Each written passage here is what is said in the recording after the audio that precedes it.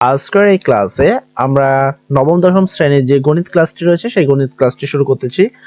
গত ক্লাসে আমাদের সাথে যারা ছিল তারা জানো যে আমরা যে কোনো সাধারণ ভগ্নাংশকে কিন্তু দশমিক ভগ্নাংশে প্রকাশ করেছিলাম, অর্থাৎ আবৃত দশমিক যে প্রকাশগুলো বা পোনাপনিকে যে ভগ্নাংশগুলো প্রকাশ করতে হয় কিভাবে করতে হয় এই সম্পূর্ণ একবারে সুপার ট্রিক সহ কিন্তু গত ক্লাসে আমরা শিখিয়েছিলাম এবং সবচেয়ে সহজ টেকনিক ক্যালকুলেটরের সাহায্য কিন্তু সেটা শেখানো হয়েছে। তার এই ধারাবাহিকতায় আজকে আমাদের যে জিনিসটা শেখাতে হবে সেটা হলো আবৃত দশমিক ভগ্নাংশকে সাধারণ ভগ্নাংশে পরিবর্তন। মানে আমরা এতদিন কি এই দেখো আগের ক্লাসে আমরা তোমাকে শিখেছিলাম যে কিভাবে সাধারণ ভগ্নাংশ থেকে আবৃত ভগ্নাংশ যাওয়া যায়।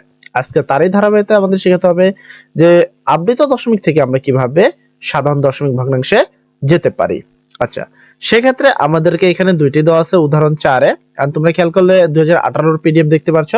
এর একটা বিশেষ কারণ হলো 2025 সালে যে পিডিএফ সেটা একটু ঘোলাটে, আর যার কারণে আমাদের ভিডিও রেগুলেশন কিন্তু ডাউন হয়। তো এটা তোমরা অলরেডি কিন্তু সবাই জানো, যার কারণে 2018 পিডিএফটি ইউজ করা হচ্ছে।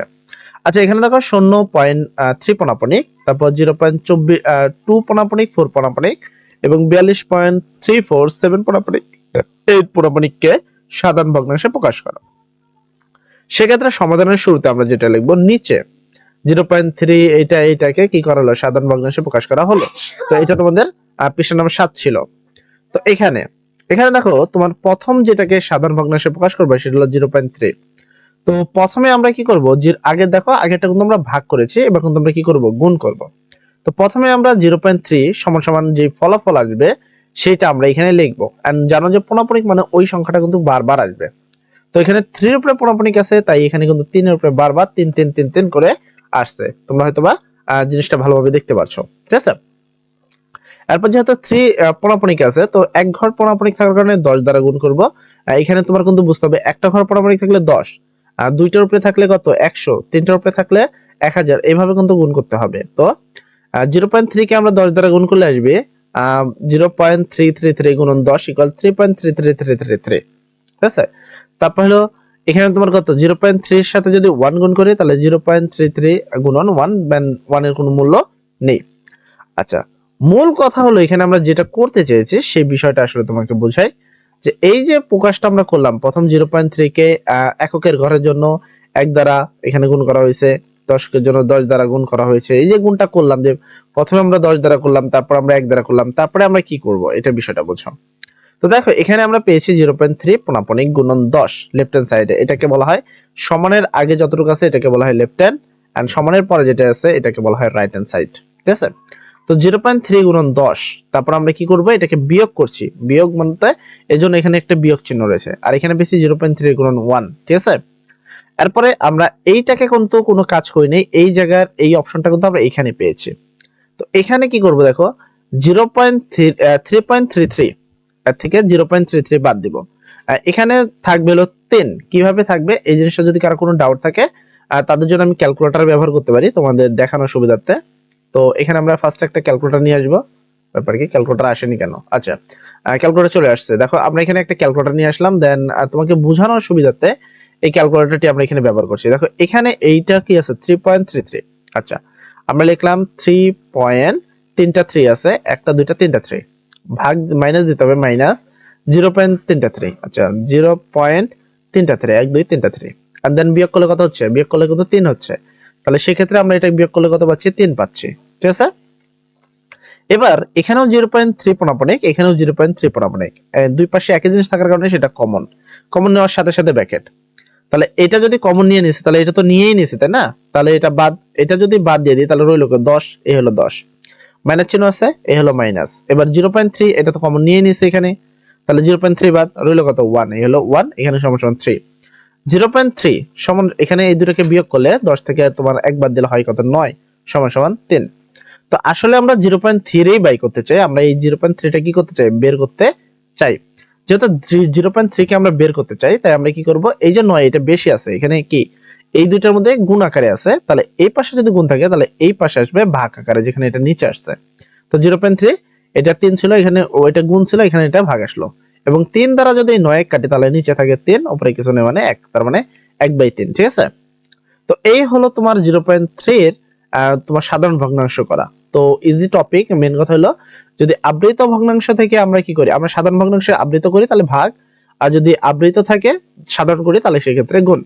এবার 0.24 আমাকে কি করতে হবে, পুনঃপুনিক করতে হবে। এন্ড তোমরা জানো যে দুইটার উপরে পুনঃপুনিক আছে মানে এই সংখ্যাটাই বারবার আসবে। তো 0.24 বারবার কিন্তু লেখা হচ্ছে, তাই না? তারপর ডট ডট ডট।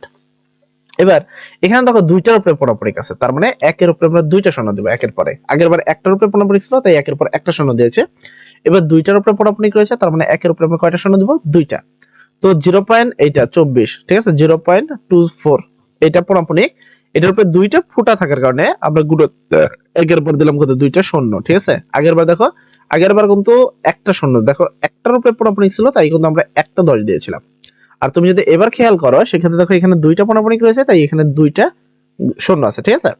তো এটাকে আমরা করবো, এটাকে যদি আমরা কি 0.24 এর যেরকম এখানে মান পেয়েছি এই মানটা এখানে লিখলাম, দেন এটাকে যদি আমরা 100 দ্বারা গুণ করি তাহলে আসলে কত আসবে, 24 মান। এখানে তোমরা চাইলে গুণটা করে দেখতে পারো, কোনো প্রবলেম নেই, ঠিক আছে।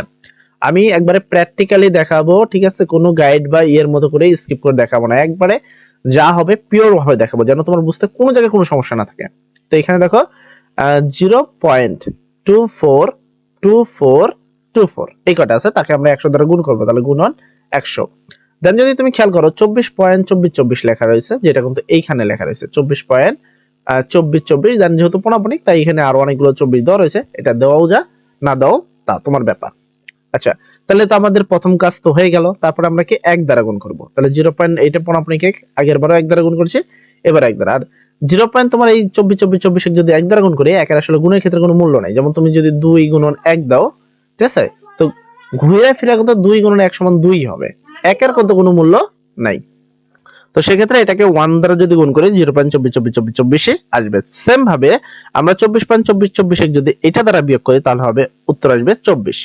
তুমি চাইলে বিয়োগটা করে দেখতে পারো। আমরা কিন্তু এই দুইটা পয়েন্টকে সবসময় বিয়োগ করি, এটা তোমাকে একটু খেয়াল রাখতে হবে যে আমরা কাকে কাকে বিয়োগ করছি। এইটাকে এটা দ্বারা বিয়োগ করলে আসে 24, এন্ড এখানে 0.24 রয়েছে, ঠিক আছে। এন্ড এটা একবারে এরা করে দিয়েছে যে 0.24 আছে, একবারে কিন্তু এখানে কমনটা নিয়ে নিয়েছে, দেখো এখানে একবারে 24 রয়েছে। তবে এখানে চাইলে তুমি লাইনটা করতে পারতা যে 0.24 মানে এখানে 24 পয়েন্ট, এখানে পয়েন্ট আছে, এখানে গুণন 100 আছে, এই হলো 100।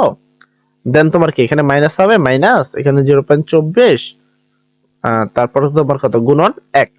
তুমি চাইলে এই লাইনটা এখানে লিখতে পারতা যেটা এরা স্কিপ করছে। তো এখানে 0.24 এখানে রয়েছে, তো এটা এখানে কমন নিছে, কমনের সাথে সাথে ব্র্যাকেট, যেমনটা আমি আগের বার দেখালাম। এবার এটা তো আমি কমন নিয়েছি, তাহলে এটা বাদ, এখানে রবে কত, তাহলে 100, তাহলে থাকবে হলো 100, মাইনাস চিহ্ন আছে তাই মাইনাস। এবার 0.24 তুমি কমন নিয়েছো, তাহলে হলো কত, 1। দেন 100 থেকে যদি তুমি একবার দাও তাহলে হয় 99, যেটা এখানে দুইটা লাইন স্কিপ করা আছে এখানে, ঠিক আছে। দেন এই 24 এটা এখানে তোমার কি আকার আছে, এটা এখানে গুণ আকার আছে, আসলে কি হবে, ভাগ। এন্ড এটাকে যদি কাটাকাটি করি, এটাকে 3 দ্বারা কাটলে হয় 33, এটাকে 3 দ্বারা কাটলে হয় 3 * 24, ঠিক আছে। তো 0.24 এর পুনঃপুনিক হলো তোমার এইটা। সেম ওয়েতে যদি আমরা এর পরেরটা করি, এর পরেরটা তুমি যদি খেয়াল করো দেখো 42 পয়েন্ট, ঠিক আছে, আমাকে এটাকে একটু জুম কমাতে হবে, 42.3472। তো পুনঃপুনিক কিন্তু দুইটার উপরে আছে, মানে একের পরে তোমাকে বুঝতে হবে যে কয়টা ঘর রয়েছে। তো এখানে তোমাকে বুঝতে হবে যে এখানে টোটাল কয়টা ঘর রয়েছে। দেখো এখানে তোমার ই আছে, এখানে টোটাল 4টা ঘর রয়েছে, তো এই জন্য এখানে কয়টা শূন্য আছে, 4টা শূন্যই রয়েছে, ঠিক আছে। আমার আগের বার বড় মিস্টেক হচ্ছে, দুইটা পুনঃপুনিকের জন্য দুইটা শূন্য না, সরি, দশমিকের আগের ঘর পর্যন্ত যে কয়টা থাকবে সেই কয়টা শূন্য, ঠিক আছে। দশমিকের আগের ঘর পর্যন্ত যে কয়টা থাকবে সেই কয়টা শূন্য। তো এখানে আসলে দশমিকের আগে 4টা ঘর ছিল তাই একের পরে 4টা শূন্য। তো এটাকে যদি তুমি এক তোমার 10,000 দ্বারা গুণ করো তাহলে আসে কিন্তু এখানে এরকম আসে। দেন এটাকে আমরা কি দ্বারা গুনবো, এরপর 100 দ্বারা গুণ করলে ঘুরে ফিরে এটা আসবে, এবং দুইটাকে বিয়োগ করে তোমার এত আসবে, ঠিক আছে। তো এইভাবে কিন্তু এই বিষয়টা তুমি করতে পারো। তো দেখতে পাচ্ছ অলরেডি আমাদের ক্লাস টাইম কিন্তু শেষ হয়ে গেছে, যার ফলে আসলে আমি এটা খুব ভালোভাবে বুঝিয়ে দিচ্ছি না, কারণ আমাদের ক্লাস টাইমটা 10 মিনিট এবং যার মধ্যে আমাদের শেষ করতে হয়। তো যারা ক্লাসগুলো ভালোভাবে বুঝতে পেরেছো তারা তাড়াতাড়ি কমেন্ট সেকশনে লিখে দাও থ্যাংক ইউ ভাইয়া, এবং যারা বুঝতে পারোনি তারা লিখে দাও প্রবলেম, সেক্ষেত্রে আমরা তোমাদের এই ক্লাসটি আরো একবার আপলোড দেওয়ার চেষ্টা করব, ঠিক আছে। তো আজকে আমরা 8 পেজটা পর্যন্ত সম্পূর্ণ কমপ্লিট করে দিলাম। আগামী ক্লাসে আমরা 9 থেকে শুরু করে বাকি বিষয়গুলো অর্থাৎ উদাহরণ 5 শুরু করব আগামীতে, ঠিক আছে। উদাহরণ 5 থেকে শুরু করে বাকি বিষয়গুলো তোমাদের দেখিয়ে দেব। সর্বোপরি কথা, সবাই ভালো থাকো, সবার জন্য দোয়া করি। আসসালামু আলাইকুম।